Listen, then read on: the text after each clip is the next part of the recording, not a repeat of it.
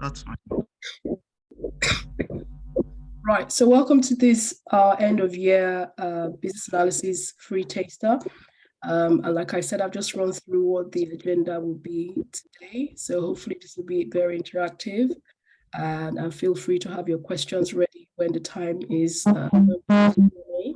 And can I also ask that you remain muted just because of the quality of the recording, only when you probably have a question. And if you do, you can pop it in the chat as well.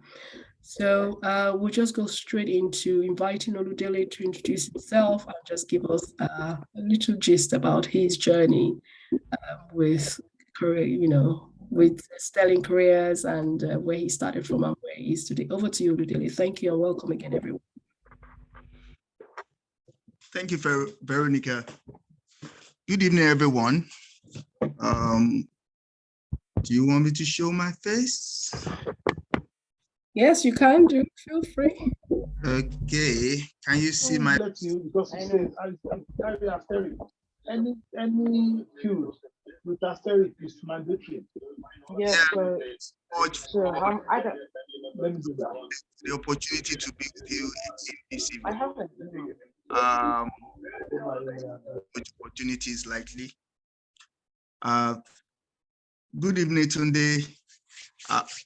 I want to just share my, will I say my testimony of how I came about Sterling Careers. It all happened about this time last year. That was where I was just going through my phone and I saw an advert on Sterling Careers. Prior to that time, I actually came into the UK last year, and I've been wanting to change my career. So I start, of course, like every other immigrant, you start with something, and project management was what I had in mind because while I was back home in Nigeria, I had a mind of, I had already even started some things on it, but it was just at the back of my mind that, okay, it is what I wanted to switch to. Let me give you a bit of my background. While in Nigeria, I worked in the banking sector for over 10 years, to be precise, for 14 years. And I was just tired of, anything banking. I didn't want to, come over here and start banking again. So, and at that point, I was just looking at, oh, I'm going into the new year. Then this new year, I think I just have to go with my dream and start what I have in mind doing. So that was how I came about Sterling Careers. Of course, I found out it's in UK and run by, somebody that the name that I can relate with. So I tried to reach out to Veronica, and, we had some meeting, and at that point, I'd already, I had a friend that has been in project management. So when I told him that this is what I wanted to do, and he now asked me to ask some questions. Of course, I don't know. I just, just to be sure that I'm doing the right thing, which I did, and she answered the questions. On the 31st of December, just few hours, like less than 2 hours before we turned into the 1st of January this year, that was where I took that decision. And I made the first payment.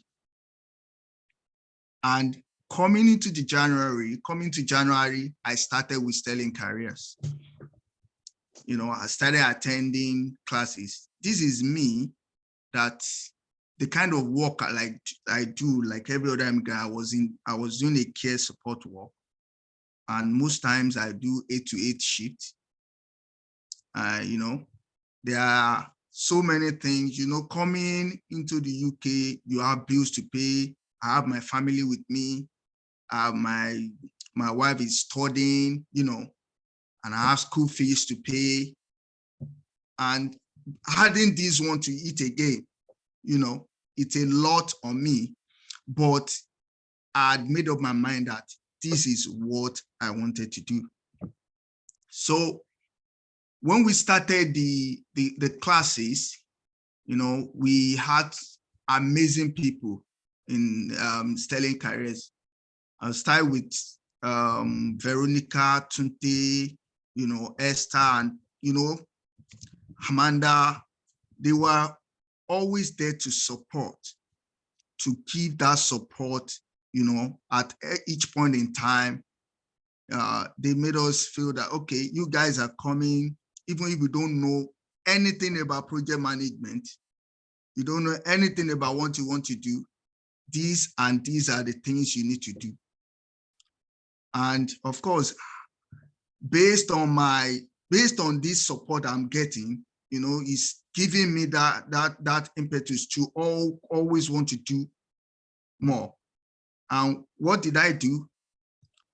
Despite the fact that I had bills to pay, I had everything to pay, now I told myself that, okay, I'm cutting down on my shifts to a sizable one that can accommodate my bills.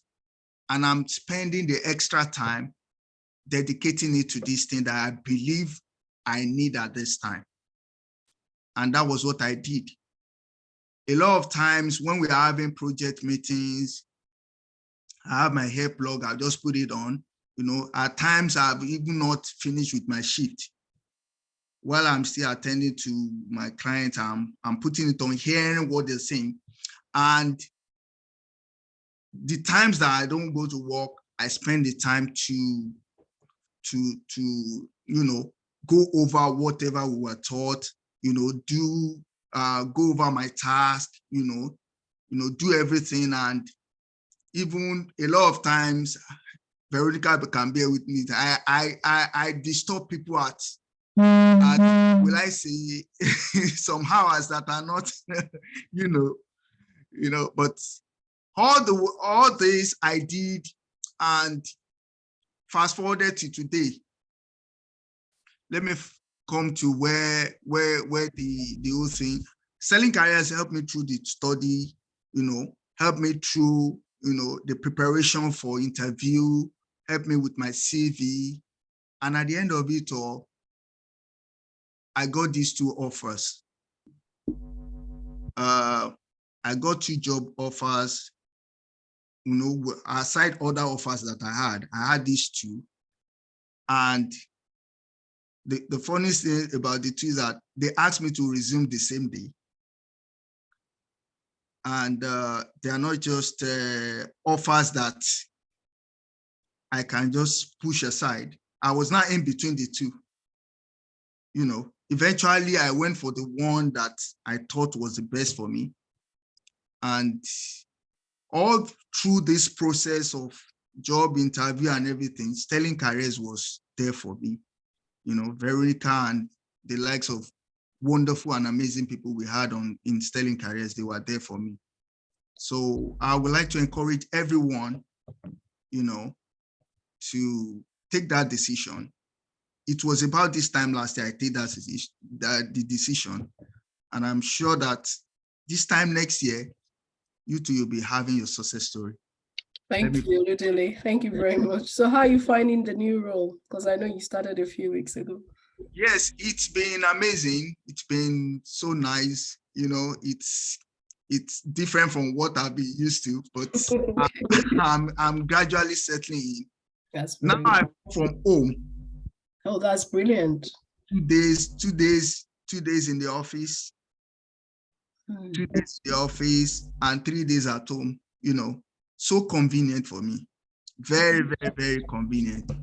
And I had people at work to support me. So it's been amazing. So it's been worth it taking that big step you did last year. Honestly.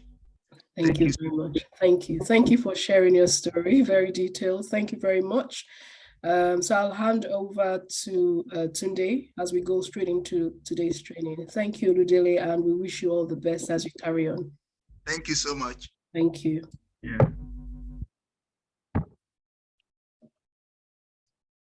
Yeah, I thought it might be a bit easier if I showed my face as well. I hope you can hear me. Hello, everyone. My name is Tunde Yusuf, and I will make an attempt to sell business analysis as a career pathway or a career option to you today. If I'm not doing a good job of this, you need to pull me up. But just be patient with me, and we will get there eventually. And I would most probably convince you to go ahead with that initial thought that brought you across Veronica and Sterling Careers. So, ready? Okay. I'm sharing my screen. Is that correct? Veronica, am I sharing the right screen? Yes. Okay. Did you want to talk? Have you spoken about Sterling Careers? No, just saving my voice. Okay. We can come back to that. Yes, we'll come back to that. I think that's the same person. So you're looking at two of me now. And over there is Veronica. I'm using a standard presentation slide that Sterling Careers uses to do stuff. That's why you have all of those pictures on there. But we're going to be talking about business analysis and who a business analyst is, what the job of a business analyst is, what does business analysis entail, what's the fuss about business analysis? I mean, why do we even need to bother? And yes, so that definition. Now, before let me digress a little bit. One of the things I do is I digress because I can't see your faces, so I need to form a picture in my mind and try to not overspeak technical jargon, so over describe things to you. For example, right on my first topic of discussion, I'm already showing you IIBA. What does that even mean?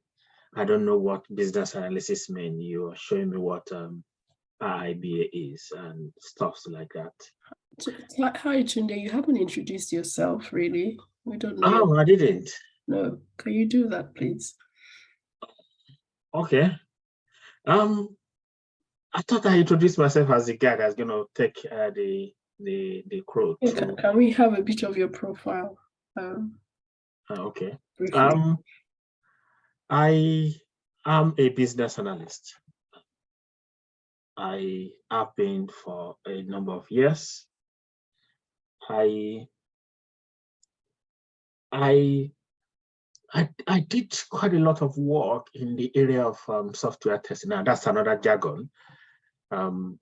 It's okay. We're going to create a jargon buster dictionary at some point today with you guys, so that you begin to have a context for what those terminologies or phrases stand for and what they mean.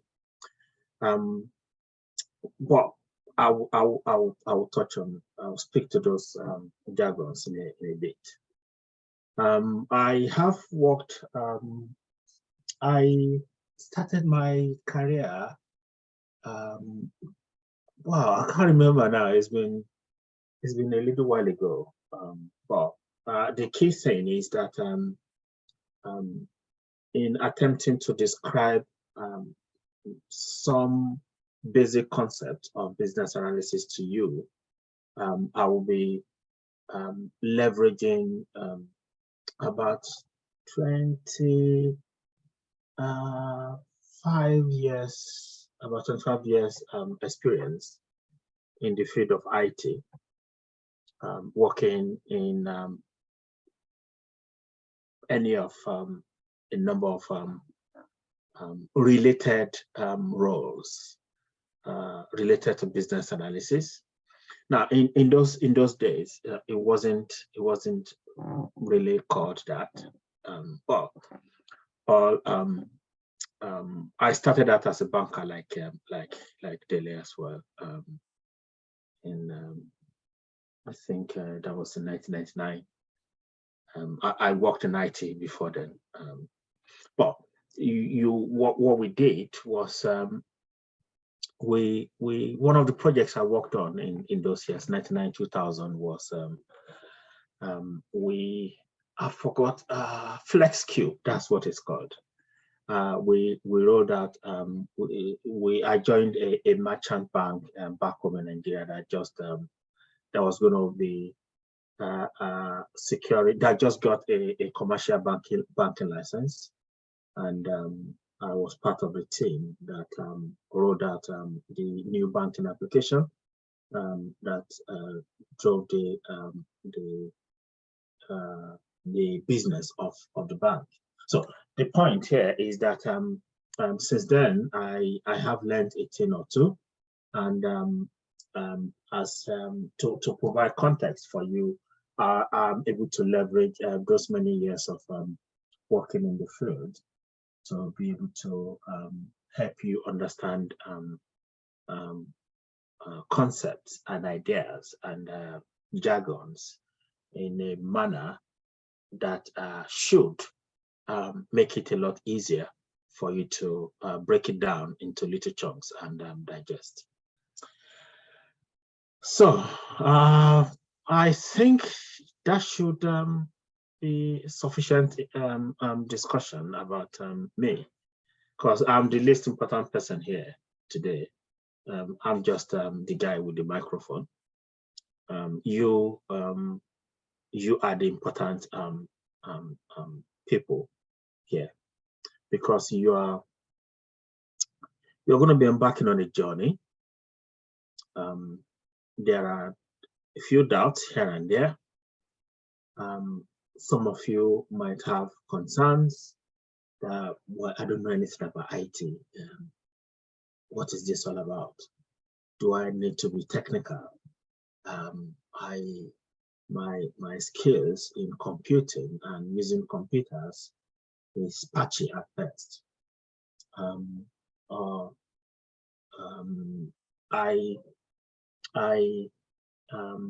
I speak with an accent. If you do, how am I going to be able to work in a formal white collar environment in the UK or in Canada or the US, wherever you guys are calling in from? Yeah, those concerns are valid, but again, that's why I am talking to you. You would be able to access me throughout the duration of your stay with Sterling Careers.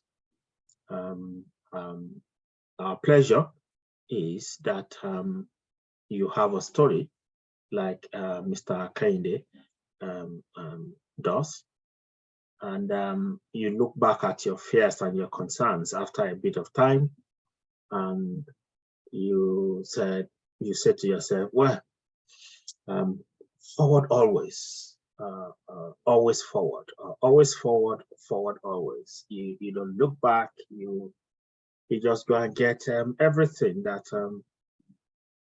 the career offers. It does offer a little bit. It does offer a lot, actually. And we're going to be talking about some of the benefits you could get from being a business analyst. I think one of the things Mr. Kende mentioned there is the fact that he got working terms that made life so easy for him. Maybe previously he's had to go to, he mentioned 8 to 8. That's like a 12-hour shift. God, how do you cope with that? But it's got a deal that allows him to flex between home and work, and those are some of the things that you could, apart from the fact that he pays your bills as well. It's also it gives you a very decent exposure to the nitty-gritty, to the working, to the strategy level, and operational level as well, and maybe the tactical level as well of the organization.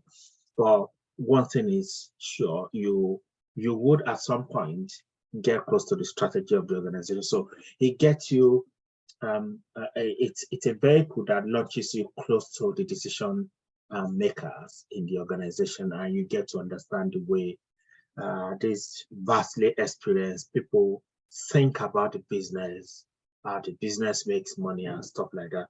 But that is still a journey yet. So let me not take you too far out into the good part of this whole journey. Of course, there are challenges, but let's put all of those aside. Let's talk about business analysis.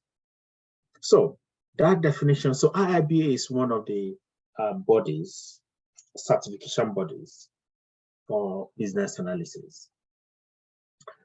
If I may just dwell on that for a bit.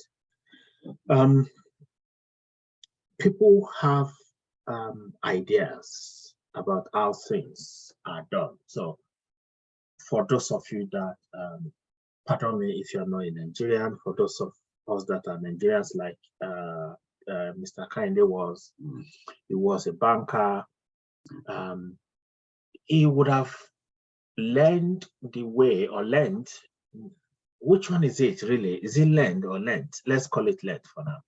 I would have learned the way his bank did things. He would have imbibed the culture of his banks.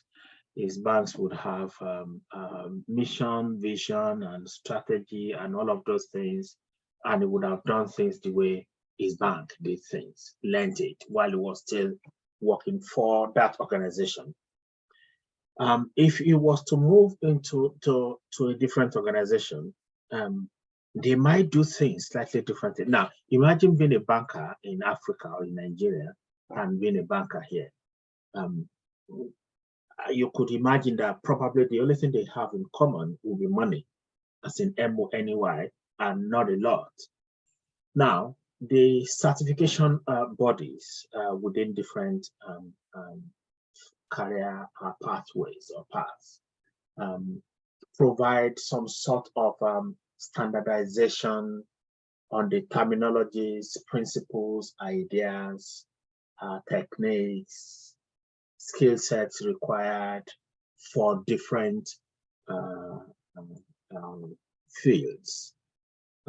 So IIBA happens to be one of them. There are a few other ones you would come across as well, but I think it's just a jargon. Just take it as it's just an institute for business analysis. But like I said, there are quite a few of those. So one of the things they provide is a sort of standardization. They bring together views. So you could imagine that there would be different ways of defining business analysis based on the exposures and the experiences of different groups of people. But what this IIBA would have done would be, okay, for everybody that subscribes to our way of looking at the field of business analysis, let's give you a definition that we believe captures your views and thoughts as well, Other people may define it differently, but if you want to speak the IIBA jargon, this is what it's all about. But let's park that for a bit. Let me bring it closer home to you guys. So I know that some of us would have had interactions with organizations of worked with or in or for organizations in the past or maybe currently. You know that in most organizations would have a group of techies, the guys that deals with the guys that deal with the computing requirements of the organization. I don't know what they call them these days, but I think technically we could call them the IT guys or the IT team. You have the infrastructure IT team. They are the ones that helps you with the hardware part and the network part of the IT requirement for the organization. And you would have the ones that look after the application or the software programs that the organization uses to do the work of the organization. So anyway, there is a group of people who call them IT. They could have other names or nomenclatures, whatever you want to call those, in your organization, but you know what I mean. If you know what I mean, just nod. I can't see you, but just nod. I know, I can feel you that you are nodding. And then you have the core business people within the organization. Now, these are the people that do the actual business of the organization. They are the people that do the sales. They are the people that do the management. They are the people that do the production. They are the people that do the whatever it is the organization does. These are the core people that do those things. Now, you would want to agree with me that you don't want somebody saying network infrastructure to you when all you're just trying to do is connect, use your laptop to access your email and do something. So the point I'm trying to make is that you have two key groups of people within an organization. You have the technical team and you have the business team. Now, before I lose you in all of these analogies I'm bringing up, I'm just still trying to talk about what business analysis is and who a business analyst is. So, because the language that the technical people or the IT people speak is sometimes a bit localized to techies, if I may call them that.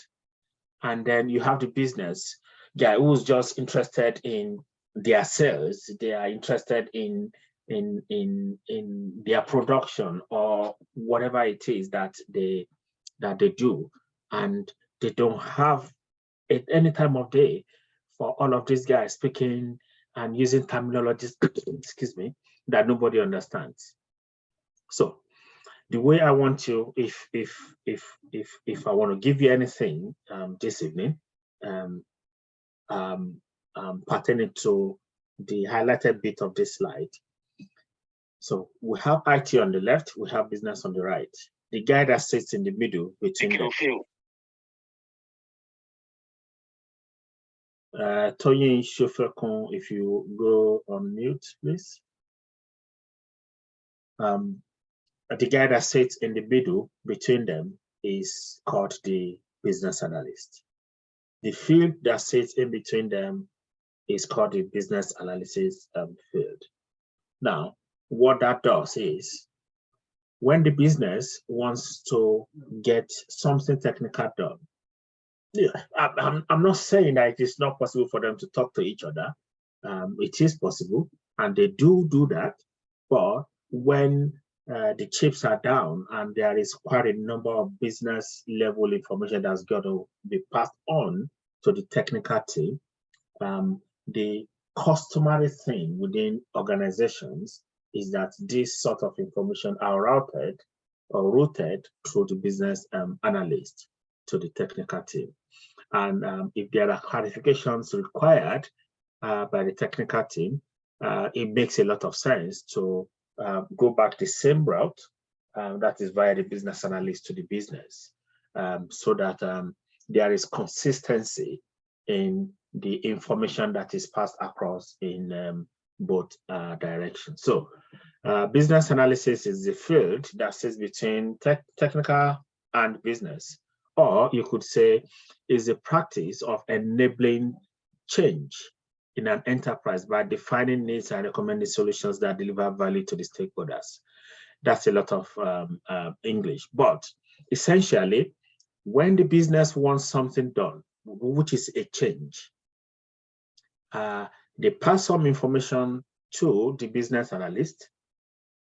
The business analyst presents that same information back to, or not back, sorry, presents that information to the technical team, and they go and do stuff that techies do to bring about the change that the guy on the right has requested.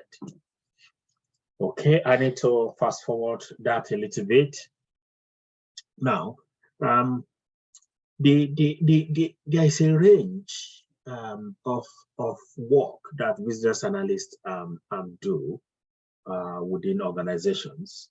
I did say that you could, it gives you an opportunity to get close to the strategy level of the organization, but some of the work of a business analyst might require you to work with middle-level management of the organization, or the guys that are on the shop floor in the organization. So I guess what I'm trying to say is that there's a range of involvement, because there is business language, there is changes required, there are initiatives that needs to be brought to life across all levels of the organization. So a business analyst could be involved in any of those. Now, talking about the role of a business analyst, pretty much, if I wanted to oversimplify it to you, I would say the role of the business analyst is to take the information that the business wants to pass on to implement a change, and they take that information and they pass it on to the people that will make the change.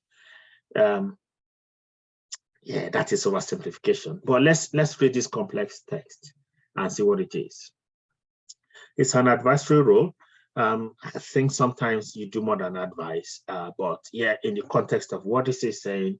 So if you imagine yourself doing an analytics or analysis or doing some business analysis project for the senior management team of your organization, you definitely will be in advisory in an advisory role, because you are not a decision maker for the organization. So that is the context of why this definition has used the term advisory.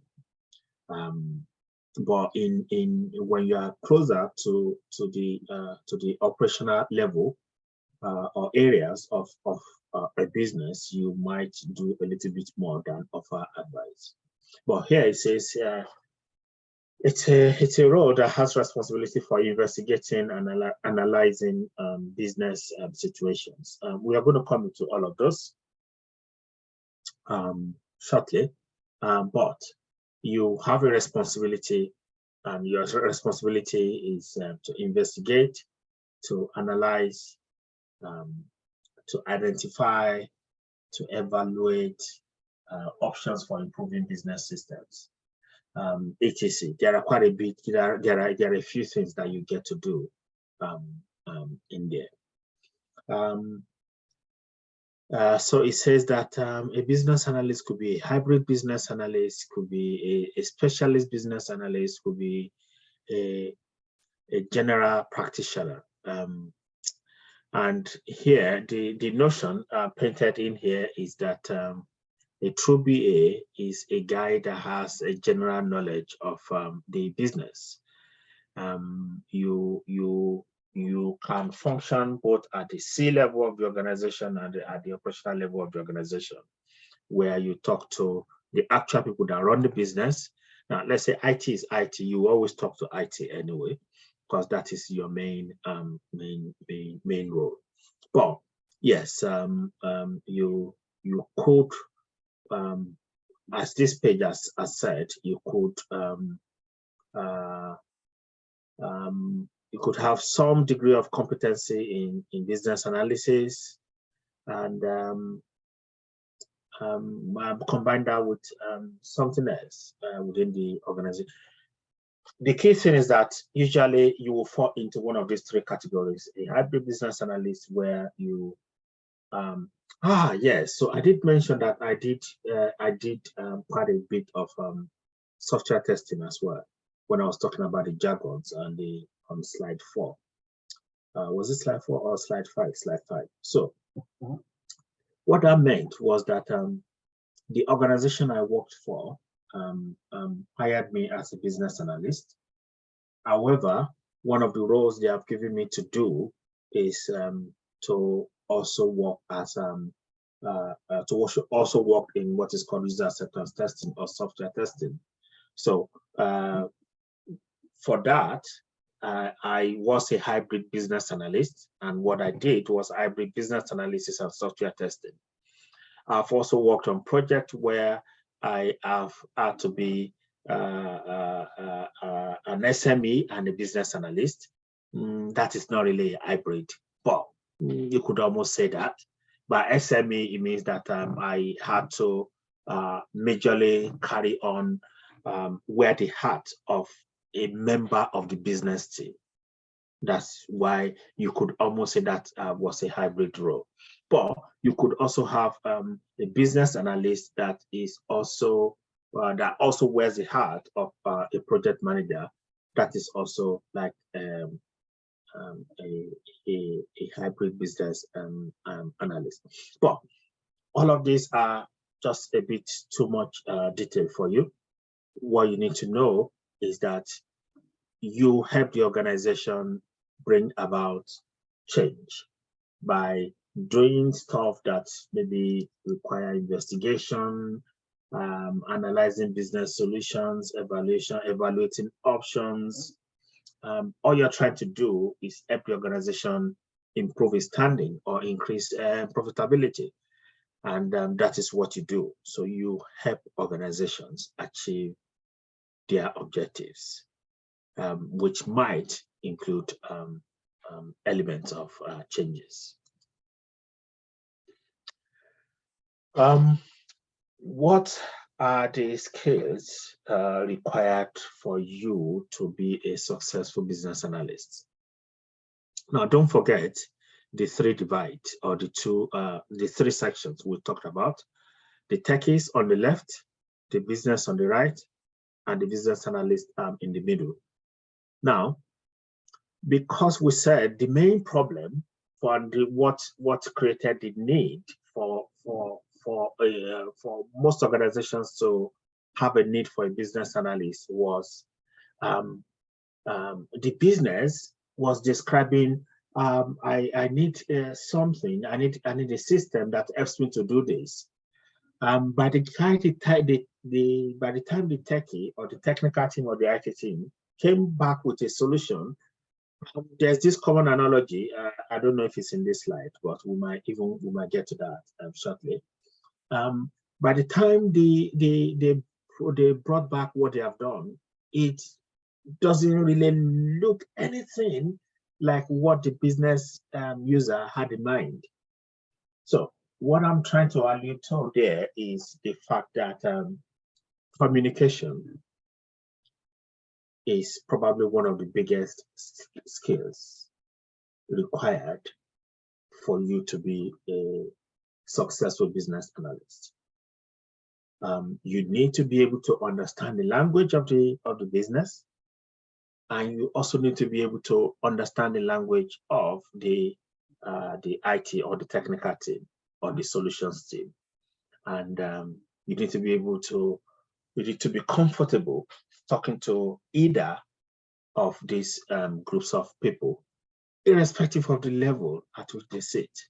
Don't forget that we talked about the three layers of an organization: the strategic level of the or layer of the organization, the tactical, and the operational. And the key thing I emphasized was that you could be involved at any of these levels within the organization. So you need to have the skills to be able to talk to senior management. You need to be able to talk to middle level management team members, and you also need to be able to talk and communicate effectively with the different stakeholders or people within the organization. So the person that is drawing the green lines on my screen, do you have a question?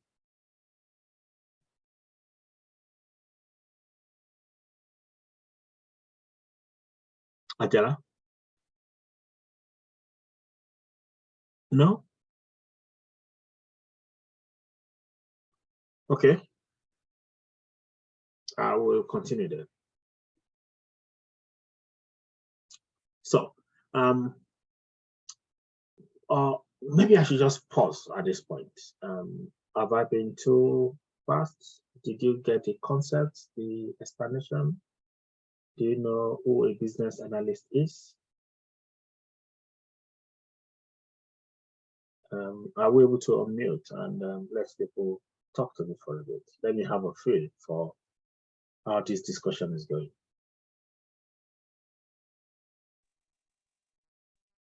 Ooh. Yeah, catching up. Okay.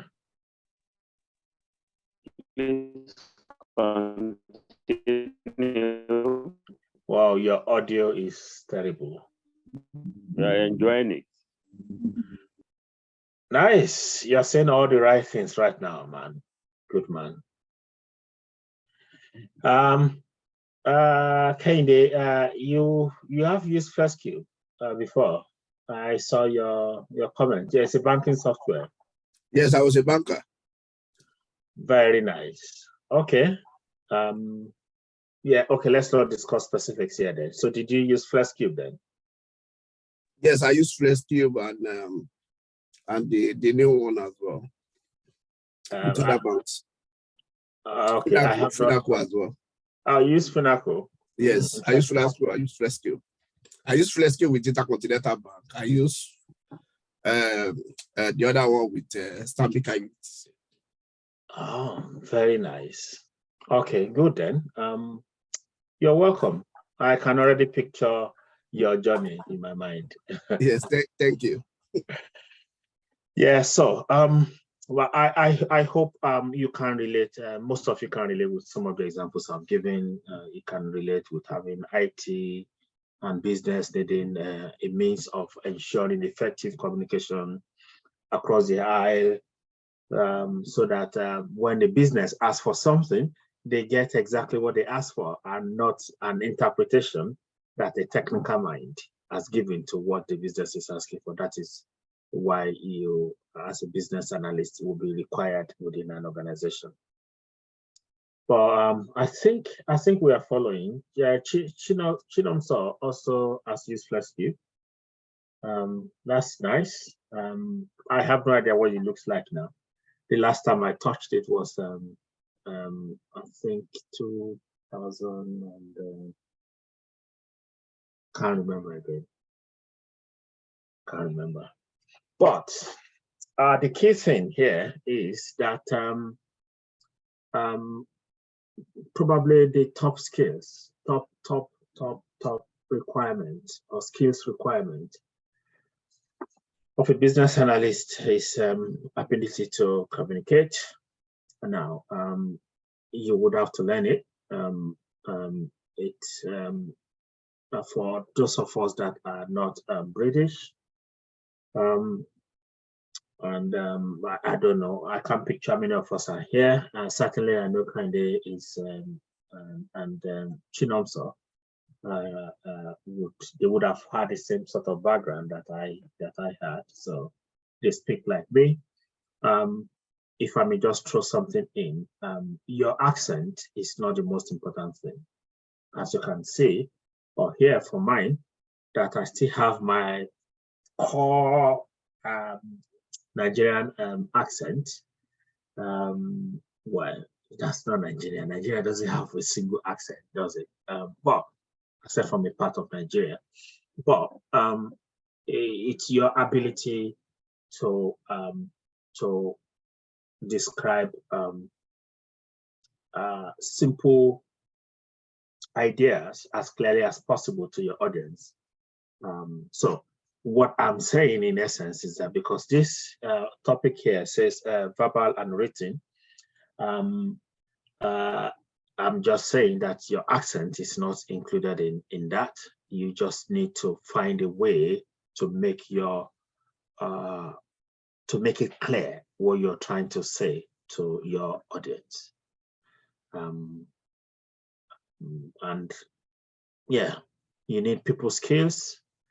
You need all those other skill set as described on the page there.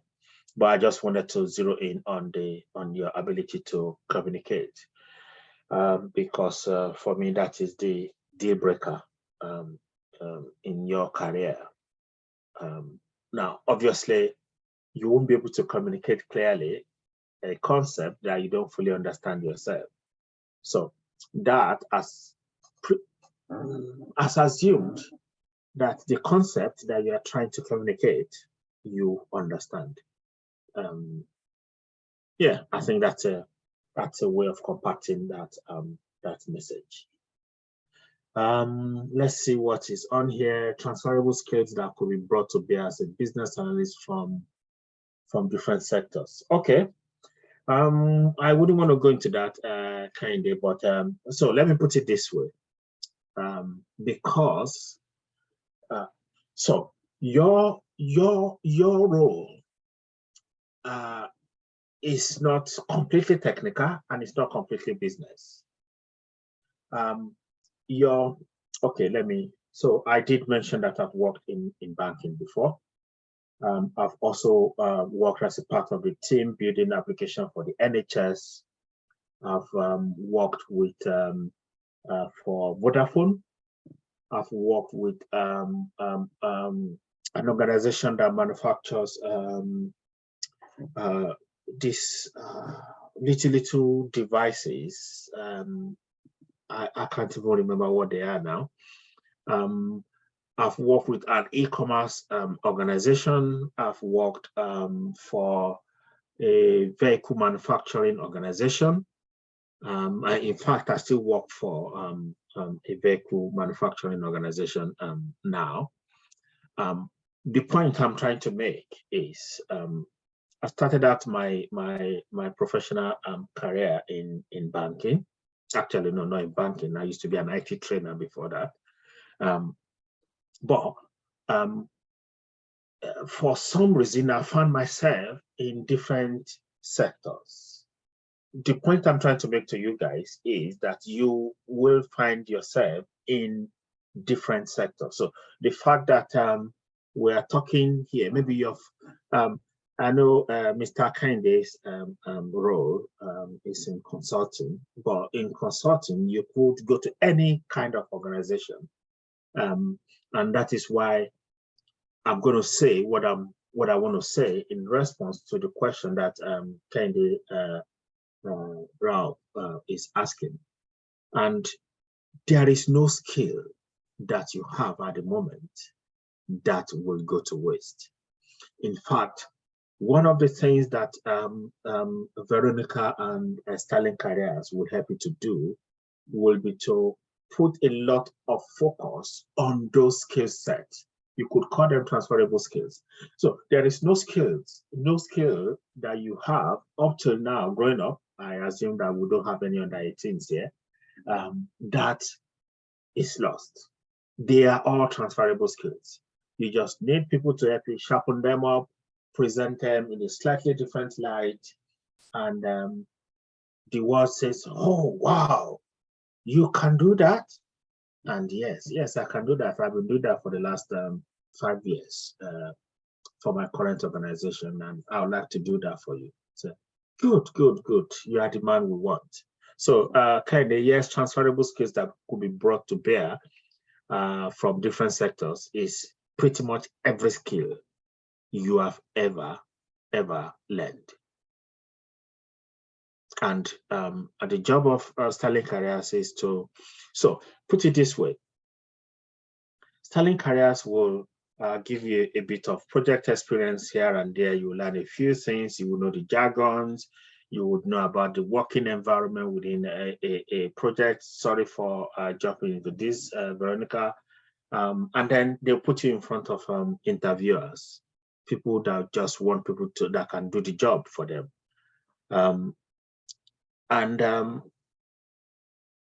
What they will not do is put you in front of people that want to build satellites that will go into space. They want to put you in front of people where the questions they are going to be asking you does not make you uncomfortable, because there will be skill sets, there will be things you have done before. So in essence, what I'm saying is that by the time you are, pardon me, let me use the terminology package. By the time they are packaged you, what you would find when you come across interviewers is that you are describing things that you have done before. You are able to translate the questions they have asked you and relate those to something in the past that you've done that you are comfortable. That is what I'm trying to bring out of this, talking about. And that is one of the things they do, that Sterling Careers will do, so that it becomes a bit easier for you to convince the hiring managers sitting on the other side of the table from you to hire you for the role. I need to fast forward a little bit, so that's answering some of the, I hope I answered your question, Candy, but I think that's my interpretation of the question and the answer that I think suits that question. So what do you do as a business analyst, actually? How do you function? So there is a framework, let me call it that underpins what you do as a business analyst. You don't just say, okay, come on, let's do this now. No, there is a method to the madness. It's not really madness, because everything that you would be doing is already was done before. Yes, organizations are doing more these days, and the need for business analysts to help translate the business needs or the things that the business people are telling you they want to do into something that that fits into something that can be developed by the techies.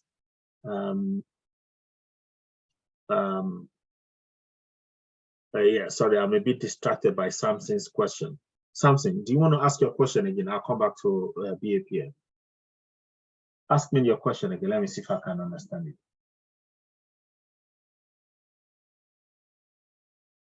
Or which application are you talking about?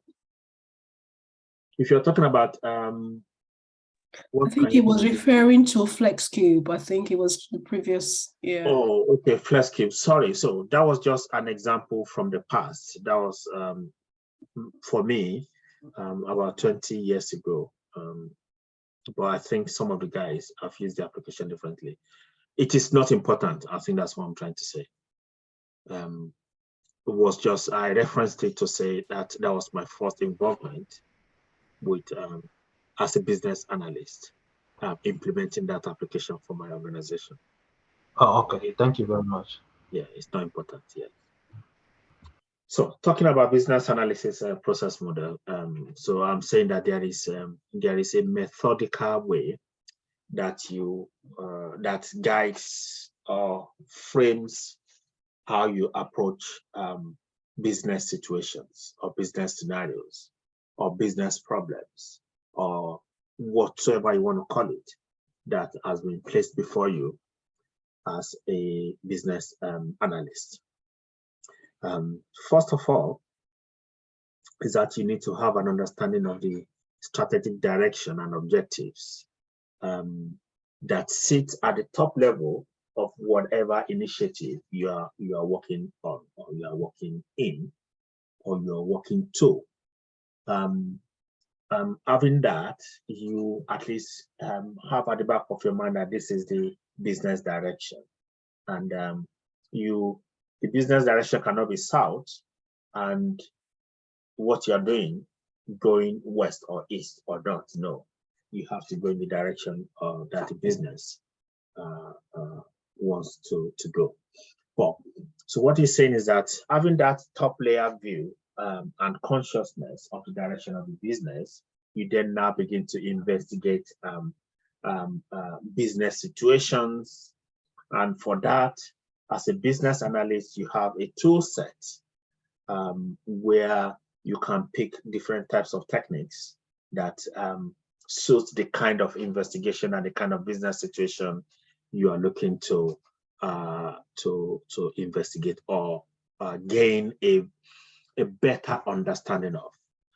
And then you need to bring different perspectives together so that you don't pick an idea that seems good without having the full detail and the full context, and you run with it. No, you've got to have different perspectives. It's the same way you make decisions in real life.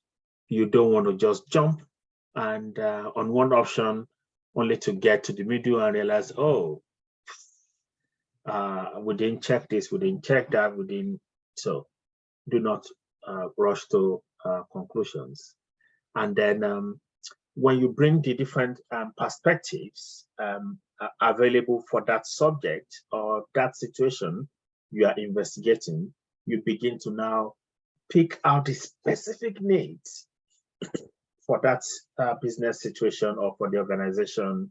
And then you begin to match perspectives and options, or generate options, but you begin to match perspectives to business needs, to the situation you are trying to deal with, so that you can just sort of fuse the strategy, the problem, the different perspectives to the problem, and the specific needs of the business.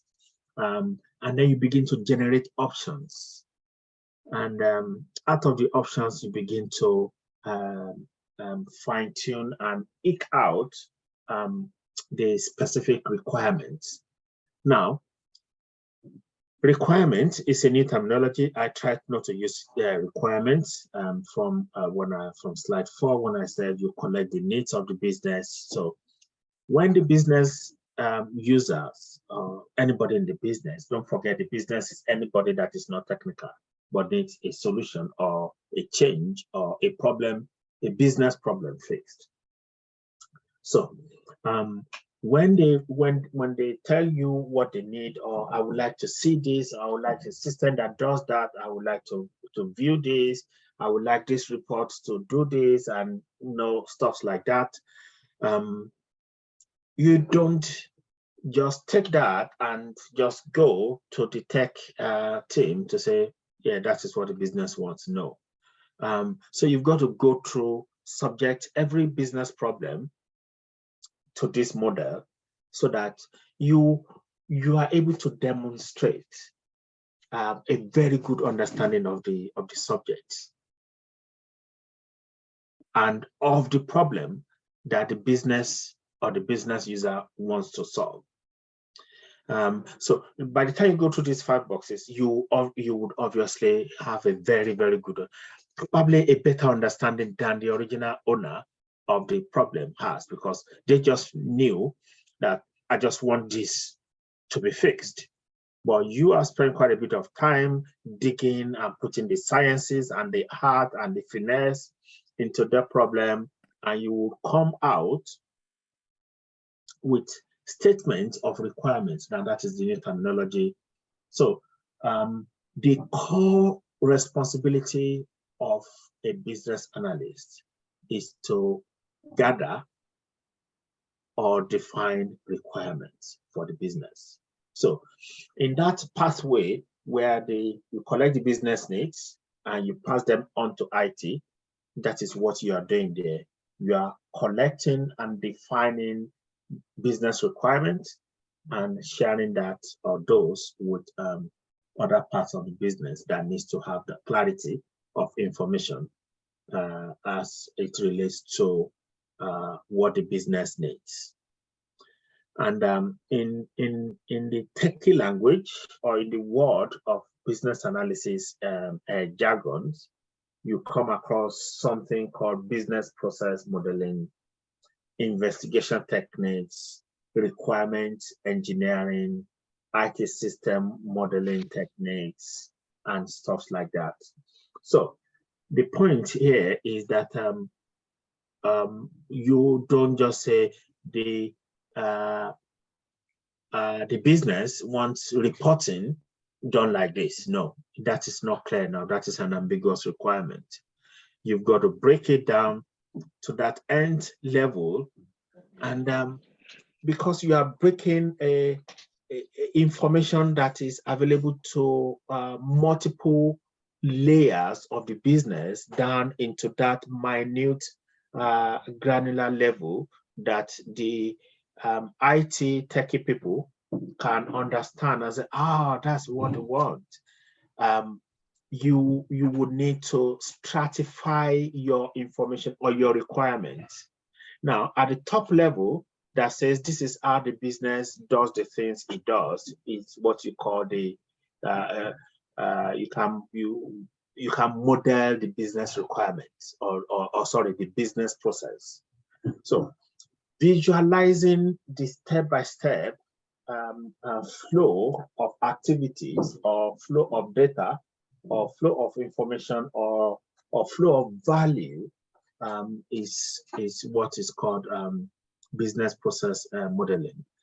And there are other types of models as well, but you're going to be focusing a lot of your effort in being able to create a model that simplifies to everybody the needs of the business. Don't forget that the business, and that is where you derive your name from anyway.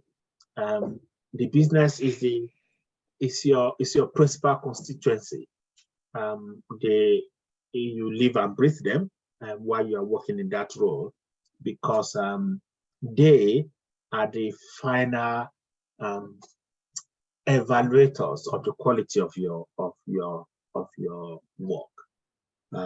So being able to paint a picture that represents them is key to you being able to work as a successful business analyst.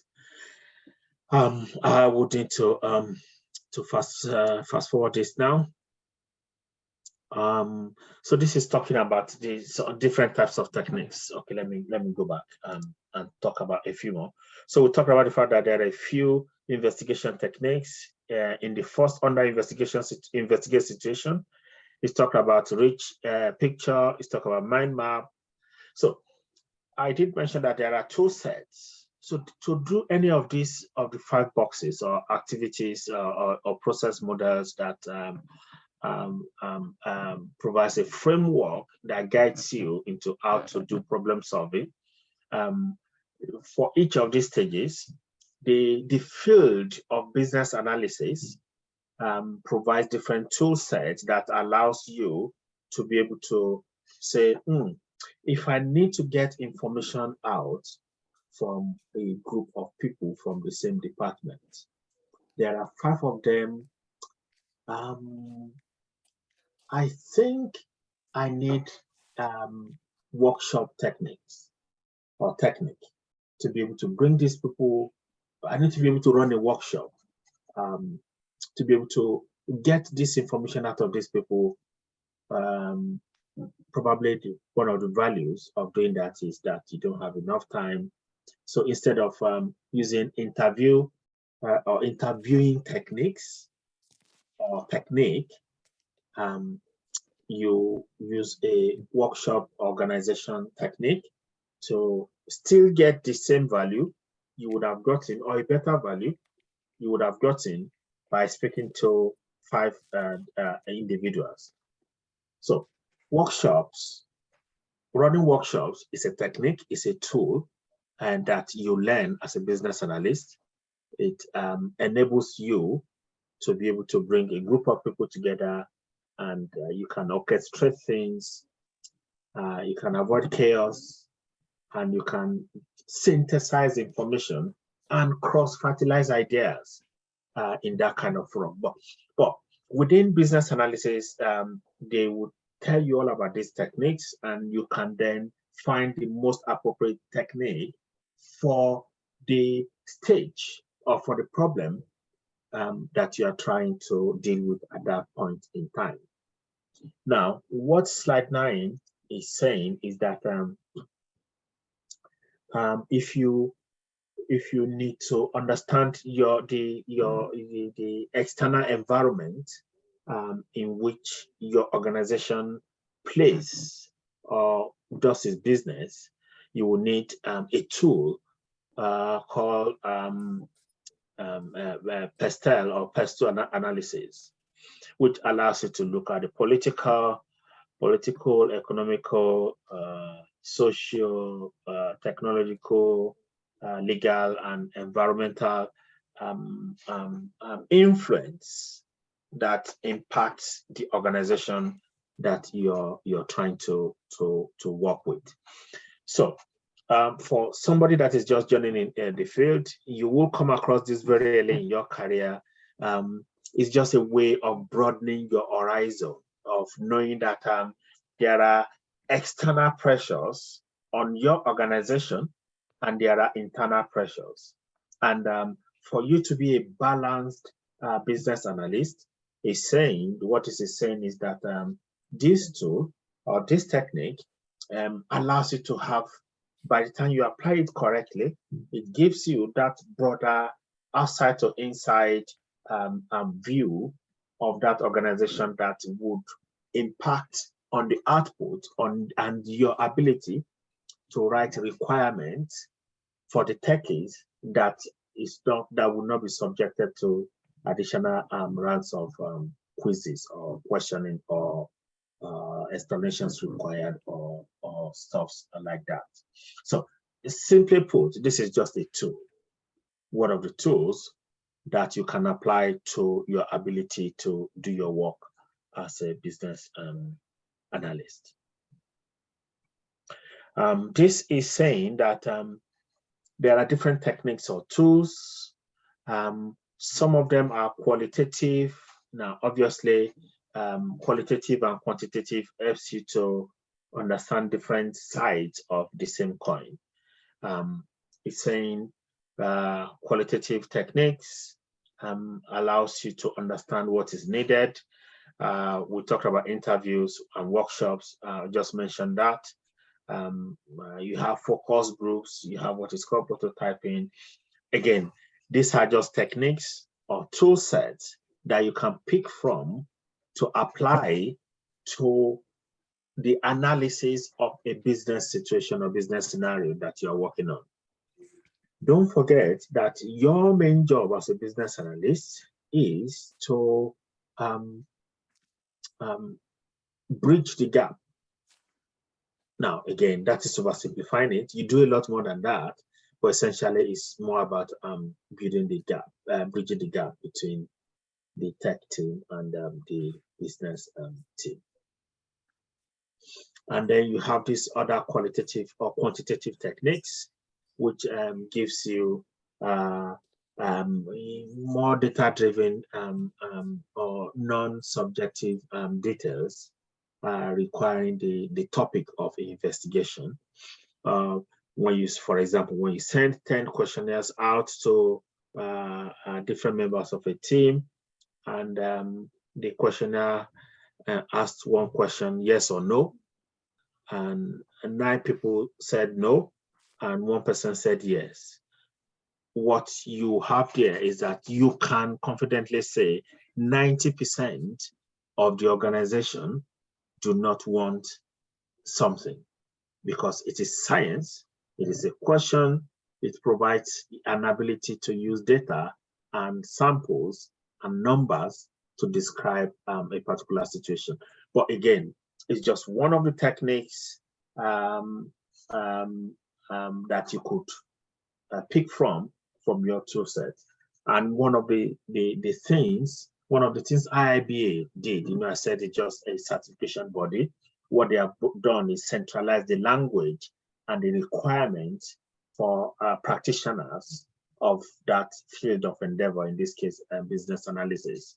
And one of the things they would be showcasing is they'll be telling you about these different types of techniques or tools and situations where they come in handy or where they are most suited, so that you could use interviews where interviews is the best tool to get you the your most valuable result from that situation. That's all that bit is talking about. I agree. This is a bit technical, probably not what you need to be talking about at this moment. But all we have said really is that you have a job to do, and the job, if you get it right, will pay you well. However, you need to have a bag of tricks by your side. And from in there, you need to be able to dip in. So those are the techniques. You need to be able to dip in, pull out, and then apply as the case may be.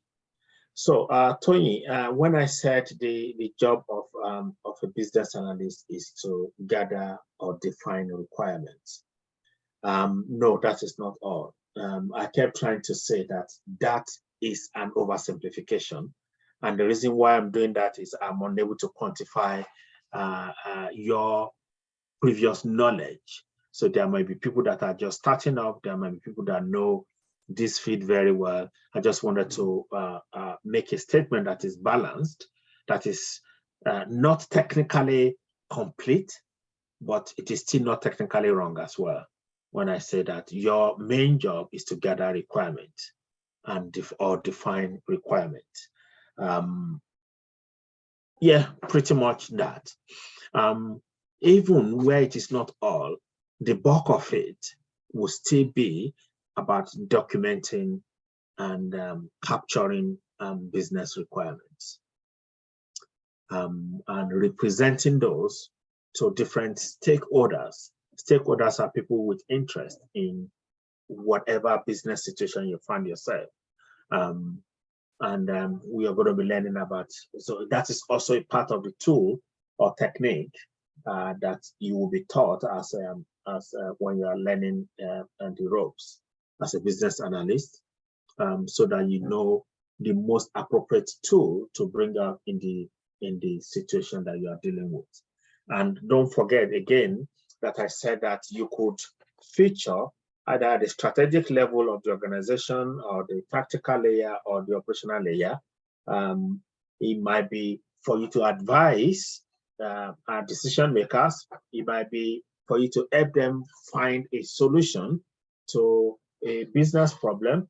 It might be for you to make a change to processes or to a system. It could be anything, but the central thing in all of the things you need to do is to accurately capture the details or the needs of the business in the context you have found yourself.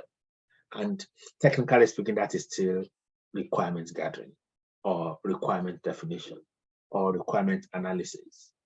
They are all flavors of the same thing, business requirements. So, a day in the life of a business analyst. Tony,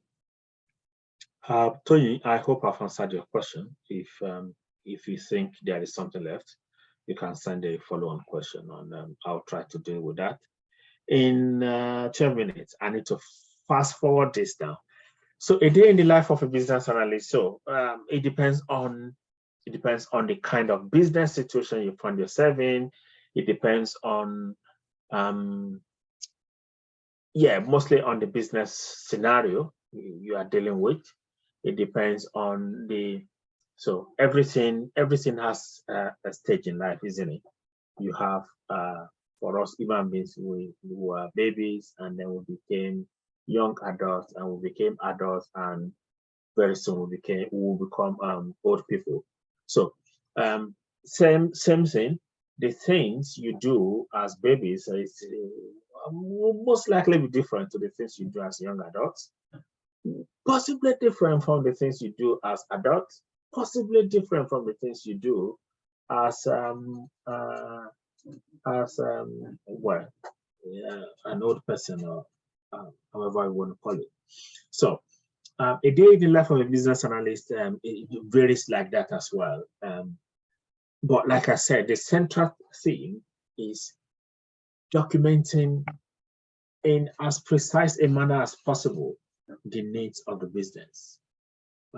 If the business is making a change, we want to document as precisely as possible what the change is all about, what is impacted by the change. All of those are still, you could call them requirements. But again, it is not the only thing the business analyst does, because there are so many tools. I think there is a BA book, if I can remember, 99 techniques of a business analyst, or something similar. So that's how many tools or techniques you need to learn about. That is not just, that's a lot. But again, it always boils down to being very precise in the things you say and in the things you write, because everything that will be built or developed will hinge on what you've written. And that is why being able to apply different techniques and different tools to make sure that information you are putting down is absolutely correct is very, very important. So yeah, a day in the life, you speak to stakeholders in the business. Adeyemi, what are you writing on my screen? Stop writing on my screen, okay? You talk to the business users, you talk to the technical team, you understudy people that are using working a particular process just to see what is happening. So you attend meetings to gain insight into different aspects of the business. You analyze the information that you have collated. You apply the business and the BAPM, business analysis process model, investigate, look at perspectives before you begin to drop your options and begin to write your requirements. So it varies, but the key thing that flows across all of this is the fact that you are presenting information that is exactly describing what the business wants, and you are doing stuffs around it again. So for example, if the business wants to build a new solution, or they want to select a new solution, they will give you a list, a shopping list of what they want the solution to be able to do. You go do the analysis, you work with people, and then you pick what solution. Obviously, it's a big process. Pick the solution, and after picking the solution, you work with the business to then get them to be able to use the solution. So again, that's varied already. You're working with the business users, you're working with the technical team, you're working with the vendors of the solution to understand how the solution deals with specific scenarios that the business would have given to you, and you are also helping the business to understand it. So it varies. Like I said, it depends on where you are at in the life cycle of the solution you're working on for the business. Let's talk about the positives of what we are dealing with here. I did mention the fact that it pays you. Consider this as a shortcut. Well, actually, that sounds a bit negative. It's not a shortcut because the truth of the matter is that you are still going to be leveraging your years and years of experience. Like all the bankers that we spoke to earlier, they've spent years dealing with financial situations, learning about businesses that they are financing, and they are bringing the knowledge to work for a different organization in this sort of place. So it's not technically a shortcut, but it gives you easy access or easier access into this market, into this domain. But the key thing is that you could get either a permanent or a contract role. 40,000 to 50,000 maybe a conservative estimate of what you could get as a business analyst. But to be fair, it varies. There are business analysts that are paid more than twice that. So I think you just need to find a way to set your sight as high as possible, so that you target an amount, and you use a filter in JobServe so that only organizations paying those kind of amounts will be talking to you, and that's it really.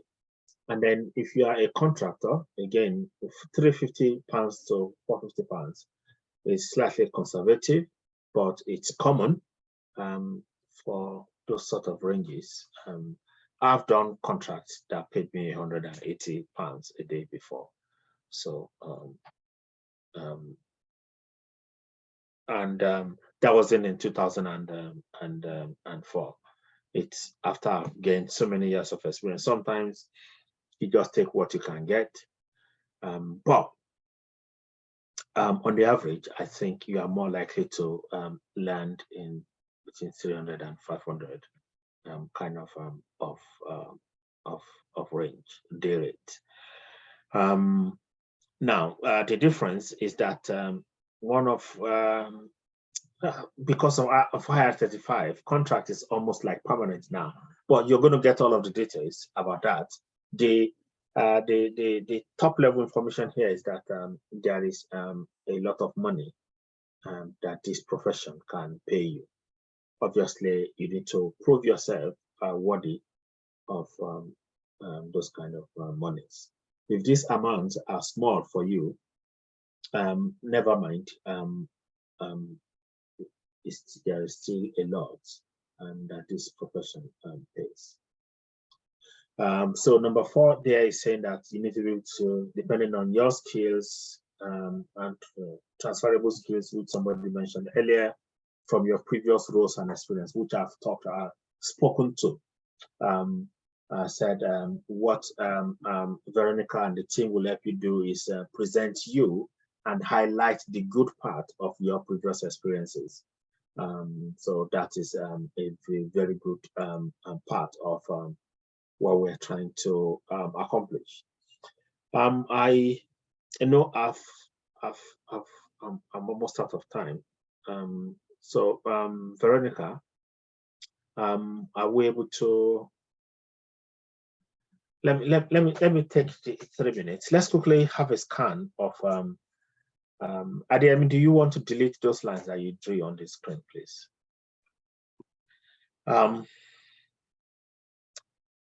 So here, what we've done here is bring a few business scenarios to indicate serve as a pointer to the sort of scenarios you are likely to come across in your first few roles as a business analyst.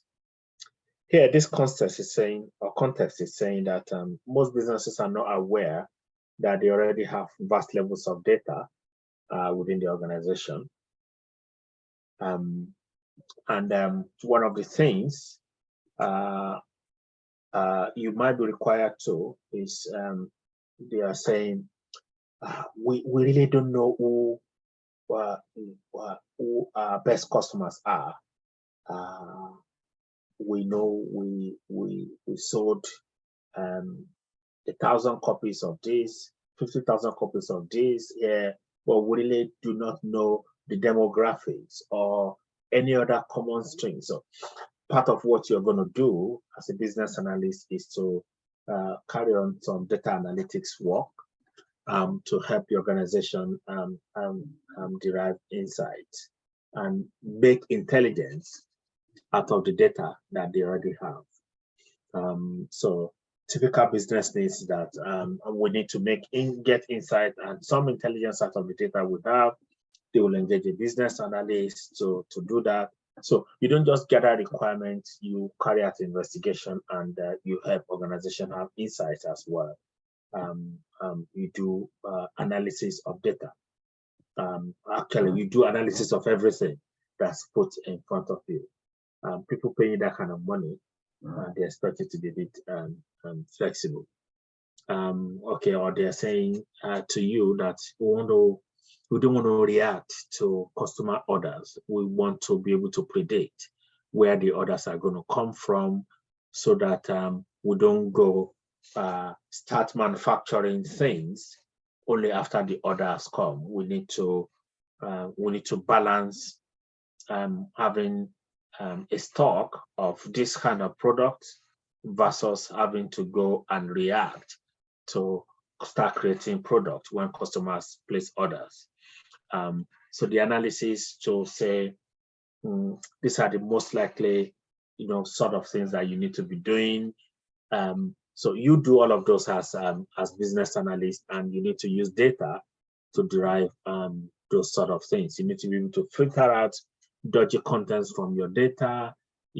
It's a lot of brain work, really. But here is saying what a BA might be. Is saying what a BA might be able to do in this context is to gather requirements, extract data, and do stuff. I have this other scenario here. I think it's too late for that. That was Veronica saying, "Oi, get off my mind." Success stories, you had one earlier, and dream a little bit. Yeah, these are a few success stories, but the one you had earlier is more than sufficient to motivate you into wanting to push this career path as far as you possibly could. Boom. This is my drop the mic session part of, okay, let me pretend that's a mic, like Obama did. And that's it for me. Thank you. Thank you very much. Thank you very much. Can we take some questions now? Thank you, Tunde, for that very detailed walkthrough. So it's Q&A. I know we are really gone over time a little bit, but we can take some questions now. And I don't know if apologies for going over time. That was you were enjoying it, so that's okay. I'm sure everyone was enjoying it as well. Esther was supposed to talk about coming on to SCL. I don't know if no, data privacy cannot work today. You came to the party late because it'll have to be in January because I've been under the weather, so I can't take data privacy. but we'll Because announce. I took all the time talking about the business. Yeah, there's no analyst. way we can do two at this point. Sorry about that. Yeah, that's okay. We'll talk about data privacy in the new year. You get the details. So any questions? Esther, I don't know if you're able to talk about, we want to invite you to join SCL. So you've heard it from Tunde, how, how profitable it is. And it's an amazing career. It's an evergreen career. And a lot of you are here because you are considering it. Some of you have spoken to me already. So if you got any questions, please feel free. Esther, if you can still spend 5 minutes, talk about Sterling Careers, what that entails, should you decide to join. Because of time, I was going to show us a behind the scene clip of one of our projects, but we may not be able to do that again. Just talking about the fact that Tunde mentioned one key thing that the business analyst does is managing requirements, both documenting the requirements, analyzing the requirements, and trying to translate the understanding of the BA to maybe the IT or tech team. And there are different techniques that you can use, some visual representation and all of that. So we're going to show you a simple project that we do or we have done, but because of time, we might not be able to do that. So Esther, are you still able to talk? Just quickly run through. Yes, hi. What does it entail? What does being part of SCL really mean? Okay, I'll just give that on a high level. Hi everyone. Good evening. My name is Esther. I sit within the program office in the Sterling Academy. So our mantra says we learn by doing. So when you join SCL, you go through, I think, 4 weeks of intensive training as a business analyst. But what we find out that sometimes it can be, a bit much. But what we say to people is, do not worry, because it will make more sense as you go along on the program. So after the intensive training, you are assigned to a live project, and you will not be alone on the project. So there'll be project managers there, there'll be project coordinators, and you will be the assigned business analyst on the program on that particular project. And the beauty about SCL is that we work on live projects, as opposed to, I know in some cases people say, okay, they didn't see the end-to-end project life cycle, but within SCL, the projects are live, so you go from initiation to closure, so you understand the end-to-end process of that particular project that that particular software you're implementing. So you are able to talk about that when you go out there for interviews. And we have access to tools. So you'll be given access to tools when you join in. So we use Jira, we use Confluence, and we use Google Workspace. We've got also based on there are quite a few tools there that you would be opportune to use as a business analyst. So because I know that there will be certain deliverables and artifacts that you would have to come up with in your project as a BA. But one thing we don't do also is to leave you on your own. We will not leave you high and dry. We will guide and support you through the project. You have a project lead. We also have a business analyst, analyst lead, who would also review various artifacts, various deliverables at the stage of the project. And you will be critiqued, you will be put on the spot, but then it makes you a better BA. Let me put it that way. And so having gone through the project, you will be, I believe, with the work you put in, at the end of the day, it's what you put in that you, the amount of work you put in, you get out. So I would say when you are put on projects, get talking, be ready to roll your sleeves up and get the work done. You will be asked to share your screen. Like I say, we learn by doing. The more you work on this on the project, the more you work on these deliverables, the more you work on the artifacts, you are able to just it makes more sense, and you're able to just go on ahead, carry on without someone hand holding you. But the first few weeks, you'll be handheld and shown what to do. So various tools, like I said, within SCL that we use for different projects. So when you join in, it's part of the package. Those tools are part of the package. So you'll be assigned login details to be able to access those tools to carry out a piece of work within your project space. And if you're struggling, your project lead is there. If you're struggling, the program office is also there to guide you on where you find these tools that you're supposed to use for within your project space. Also, job roles and description, you'll be shown that the various activities, project activities that go on within the project, and you will be carried along with that. But one thing I'll say is also during your intensive training, I would say just carry on. But when you get onto the project, you're able to, it makes more sense and it becomes more real because you're actually working on a live project. I don't know if I've missed anything down. Yes, that's very detailed. Thank you very much. Conscious of time, I just wanted to quickly, Esther was mentioning what you have access to. So we do not work on made up projects or scenarios. We work on real life projects that we actually need, that the business uses. So this is an example for if you can see my screen.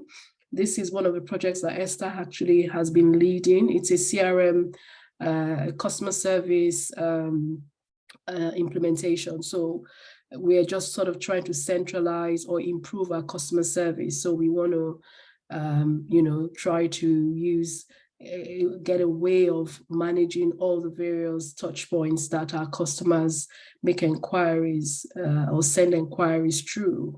And this is a typical project that is actually coming to an end this week. So you have access to, things like Jira, Conference. This is a team of people who did this. And this is just one of the things Tunde was talking about. This is a typical business process for which a business analyst will be responsible for mapping or visualizing. And so you have access to a lot of these. Your screen is not visible. I don't know if it's just me. Oh dear. No. Okay, let me share again.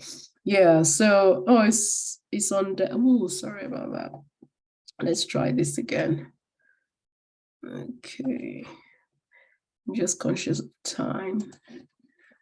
Yeah, so pretty much you work on live projects. I don't think we'll have time to go through, but I was just going to show you one of the projects that we have just finished or is finishing this week. And so you don't only rely on the theoretical aspects, but you can put to practice all that theory that some of you have done certifications. Some of you have been talking to me and you have, the reason you said that you have not been confident enough to step out into the market is because you feel like it's all theory, it's all in your head, but you've not had the opportunity to put that to practice. And that's why our model is we learn by doing. And so some of you who have already done the business analysis foundation as an example, or even the IIBA certification, but you've not felt confident enough to get out into the job market because you've not been able to translate all that you have learned into practice, on live projects. And that's kind of one of the things that we offer. And so you will see a project from beginning to the end. And that project then goes on your CV as evidence that you have worked, and then we give you the reference to prove that, yes, you have done all of that work during the period that you've been with us. So you get a lot of support. And we also have access to a learning management system where all the trainings that we do, it's usually recorded. We have people who have shift work. Oludele was talking about how he had to juggle doing 8 hours, 10 hours, 12-hour shifts. Some days not able to make meetings, but we have the learning management system where you can go back, to watch and catch up and things like that. So there's a lot of support there and the internal team as well to sort of help you so you're not lost, and lots more. So even the career coaching as well, we have a CV template, we've got all of those things for you. So if there's any one of you who think that, you are ready, we said if you stay to the end, we will announce an offer, which we will drop the link now. Some of you may have visited our website and you will see what our 6 months flagship program costs, but because it's the end of year, we are now doing an end of year offer. Trevor, can you drop the link in the chat? So if you are interested, some of you have messaged me before and I said, just attend this. If you're interested, click the link and you will see the offer that we are making. This is something we've never done before, and it is for the 6 months program. It's only available for the next 72 hours. So if you want to join us, please go ahead and click that link to see what is on offer. So while we're waiting for you to click the link, if it hasn't been dropped yet, I'd like to take any questions. For those, I know somebody mentioned the privacy. Yeah, so I'm sure you can hear my voice. There was just no way I could have done an hour of teaching. I've been trying to manage it, but I just couldn't. So I will, sorry about that. We'll have to move that to New Year, to 2023, and we'll do another taster for data privacy for those of you who are interested in that. But yeah, so business analysis, is there a professional certification after the program? No, we don't. We only guide you. We just show you links and places to go and book the exam. About typically people who, and we tell you that you can actually be self-taught. You can self-study. By the time you've gone through our program, you would have gotten a lot of depth. That writing the exam would just be quick, prep, gloss through, and you should be able to write this certification. But what we give you at the end is a certificate of completion and a reference for that period that you've been with us when you get the job. And a lot of, like Oludele, we had to write a reference, and all the people who have gotten jobs, we will give you the reference for the period that you've been with us. We don't offer placement services. No, not at the moment. No, we only just offer you an opportunity to gain the experience, and we give you the reference at the end of, and when you get your job, to say, yes, you have been with us. And that's pretty much, and we guide you as to what certifications to take and all of that. And we have materials and resources that you can use to prepare, but we don't administer. Trevor, can you please pop the link in the chat? Because I don't think I can see that yet. So yeah, any more questions before we call it a day? I know we've gone quite a bit. Okay, so we will be sending this recording. We don't send our slides out. We only send a recording out. So you will get a recording and an email as well. Okay, and an email as well, just to give you a bit of breakdown as to what it is. Okay, so the link is now there. So please go ahead and click this link. It's never happened, and I'm sure we're not going to do this again. For a 6 months program, we've never done that. But we just decided to do this as an end of year package as we go into a new year. So with that being said, if there are no more questions, I will give you a few minutes to click the link. Okay, Esther. Right, okay, Esther has posted the link. That's fine. So there's a link in the chat. Please click the link and you will see what the business analysis program. So there are two options actually. Some of you are already signed up for, we have the 8 weeks program as well. For those of you who feel like 6 months is too long, or you want a foundation, 8 weeks foundation, that's an option as well. That's a shorter course, a smaller project, a mini project, an introduction to business analysis and project management, also very hands-on and practical. So if you want the 8 weeks, that's there. And then the 6 months, that's also on offer, and that's the link there. So if there are no more questions, yeah, so thank you for attending. And we will send the recording, and hopefully we look forward to welcoming some of you to the Academy. And we say, have a good Christmas, and then we look forward to seeing you in the new year. Any support on the job, that is a different package, which we're looking to start in the new year. But at the moment, people the support you get while on the program, a lot of people are able to hit the ground running. So most times people don't even need us to handhold them once they have finished the program and gotten a job. They're flying and doing very well and getting their contracts renewed over and over. So because we spend time really helping you throughout the course of the program to make sure that you are solid on your feet once you get a job. But we're also looking in the new year, we might be offering something for on-the-job support. But at the moment, no, that's not an offer. Okay, so I think this is a good place to round. It's the installment payment.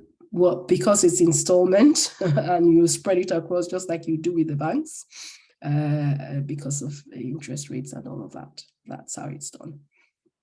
Okay, so yeah, any more questions, just feel free. Maybe we'll leave the WhatsApp group for another couple of days, maybe say 2 or 3 days before we close down the group. If you've got any more questions, please feel free to ask, and we will look forward to welcoming you onto the Academy. So thank you very much for being here, and have a good evening, everyone. Thank you.